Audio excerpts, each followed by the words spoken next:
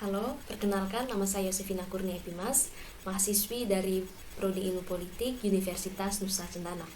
Pada kesempatan kali ini, saya akan mereview sekaligus mengidentifikasi strategi-strategi marketing politik yang dilakukan atau dilaksanakan dalam kampanye politik pasangan Jokowi JK pada pemilihan presiden tahun 2014.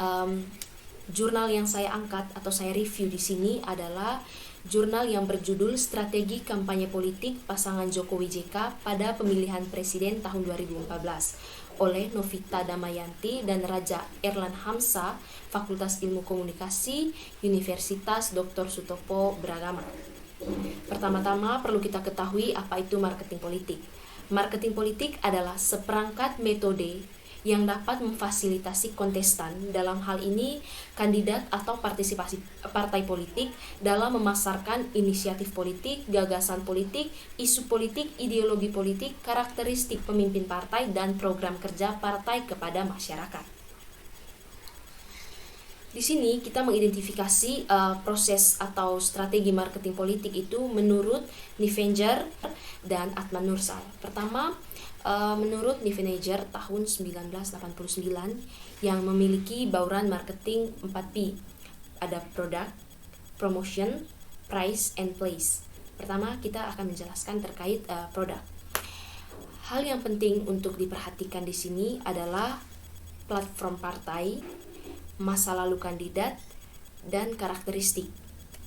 Dalam jurnal dijelaskan secara jelas track record Bapak Jokowi sendiri, yang sudah kita tahu bahwa sebelum mencalonkan diri sebagai Presiden Indonesia, Bapak Jokowi sudah memenangkan atau sudah memimpin sebagai Wali Kota Solo dan Gubernur DKI Jakarta. Jadi track record yang sudah dibangun itu sudah cukup baik karena sudah dibuktikan dengan keberhasilan Bapak Jokowi sendiri. Kemudian alih-alih menjelaskan platform partai atau paradigma partai pengusung kandidat, yaitu partai PDIP di sini, karena pemilihan presiden tahun 2014 dilihat sebagai salah satu fenomena Amerikanisasi, di mana sosok calon presiden di sini menjadi lebih dominan dalam mempengaruhi kemenangan daripada partai politik yang mendukungnya. Jadi Bapak Presiden sebagai kandidat di sini memiliki andil besar terhadap kemenangan yang dia dapatkan di akhirnya nanti. Yang kedua, ada promotion atau promosi. Dilakukan selama masa kampanye. Strategi yang dilakukan oleh tim pemenangan Jokowi JK adalah belusukan, pesta rakyat, dan debat Pilpres 2014. Dalam pesta rakyat digelar konser besar yang dipenuhi oleh artis-artis nasional yang datang secara sukarela sebagai teman Jokowi, membuat suasana makin meriah. Kemudian ada debat Pilpres sebagai salah satu bentuk dari komunikasi politik. Melalui debat Pilpres sebagai salah satu bentuk komunikasi ini, kandidat memaparkan program-program kerja. Selain itu, ada juga jargon Jokowi adalah kita, yang kemudian direalisasikan dalam belusukan yang merupakan bentuk komunikasi politik yang dilakukan oleh kandidat ini. Keduanya mendatangi berbagai tempat yang terkait dengan kepentingan masyarakat umum di Indonesia. Di sini mereka melakukan komunikasi dua arah dengan gaya bicara Jokowi yang sangat biasa, sehingga membuat masyarakat mudah untuk menyampaikan masukan. Yang ketiga ada price. Price ini mencakup tiga hal. Yang pertama, nilai ekonomis. Dalam jurnal strategi kampanye politik pasangan Jokowi JK pada pemilihan presiden 2014, dia dijelaskan atau dipaparkan banyaknya dana kampanye selama periode kampanye, sehingga dana kampanye tidak tahu apakah mempengaruhi kemenangan daripada Bapak Jokowi JK sendiri atau tidak. Ini menjadi hal yang kurang dijelaskan dalam jurnal tersebut. Yang kedua ada citra psikologis. Citra psikologis adalah mengacu pada persepsi psikologis yang dialami pemilih. Dalam jurnal, citra psikologis itu dapat dilihat ketika Bapak Jokowi itu mendapat respon baik daripada masyarakat. Sifatnya yang merakyat dan sederhana menjadi sesuatu yang berkesan untuk masyarakat sendiri. Yang ketiga, itu citra nasional. Pemilih merasa pasangan calon dapat memberikan citra positif dan menjadi kebanggaan. Dalam jurnal dipaparkan elektabilitas yang stabil dari kedua kandidat ini, itu adalah ketika elektabilitasnya itu selalu pada angka 30% dan stabil. Yang keempat, ada place. Nah, place ini atau tempat terkait erat dengan bagaimana pasangan calon dapat memaksimalkan semua pemilih secara efektif. Dalam jurnal dipaparkan, tim pemenangan Jokowi JK melakukan berbagai riset untuk mengetahui pemetaan dan kebutuhan masing-masing warga pada setiap daerahnya. Analisis Kalayak tidak hanya melihat dari faktor demografis dan geografis, melainkan juga secara komprehensif melakukan pemetaan pemilih. Elektabilitas Jokowi terpantau secara tersistem untuk menentukan bagian dari pembentukan strategi. Kalayak sasaran adalah seluruh warga negara Indonesia yang memiliki hak pilih, baik yang berada di wilayah RI ataupun di luar RI. Setelah mengidentifikasi 4P oleh Nivenager, kemudian kita ke strategi marketing politik 3P menurut Atman Nursal. Yang pertama, push marketing. Ini merupakan kegiatan menyampaikan produk secara langsung kepada pemilih. Hal ini terkait kandidat langsung kepada pemilih. Dari bagian pendahuluan jurnal, penjelasan terkait push marketing ini sudah bisa dilihat, di mana strategi yang dilakukan oleh kandidat adalah bertemu secara langsung dengan masyarakat, dan pada kandidat ini diistilahkan dengan istilah belusukan.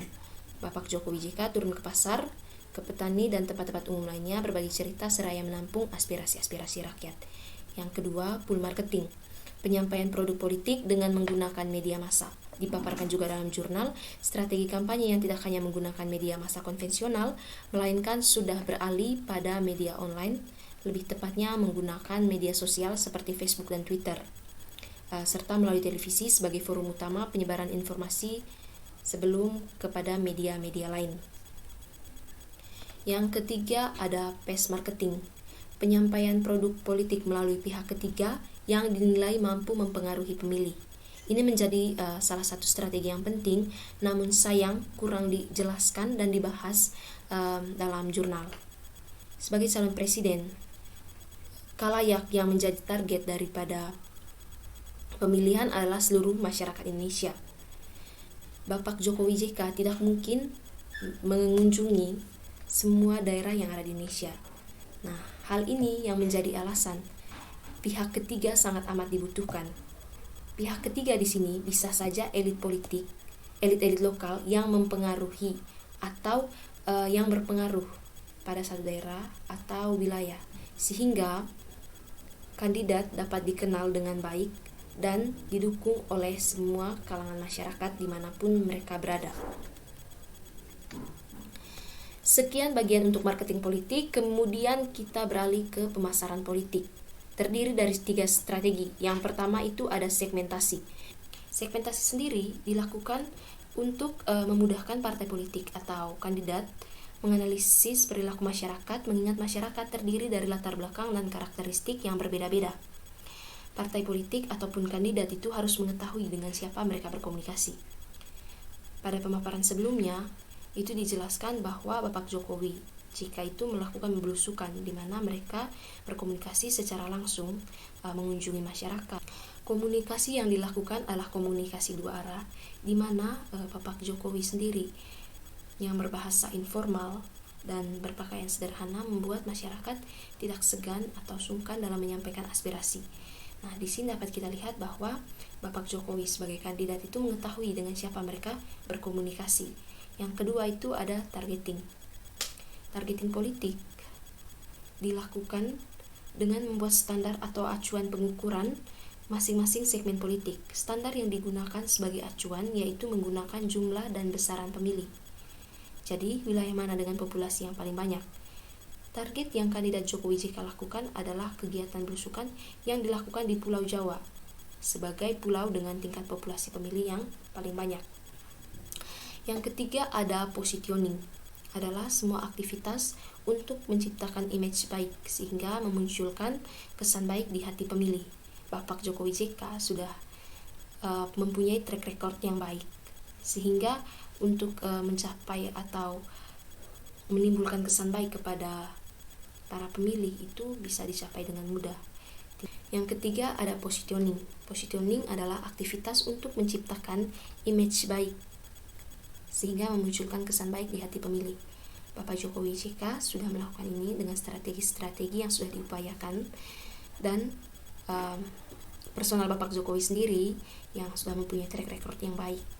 Maka dapat saya simpulkan bahwa strategi politik marketing yang dilakukan oleh pasangan Jokowi Yusuf kala pemilihan presiden 2014 sangat baik, dikarenakan pada akhirnya mereka mencapai suatu kemenangan, yaitu terpilih menjadi presiden dan wakil presiden Indonesia.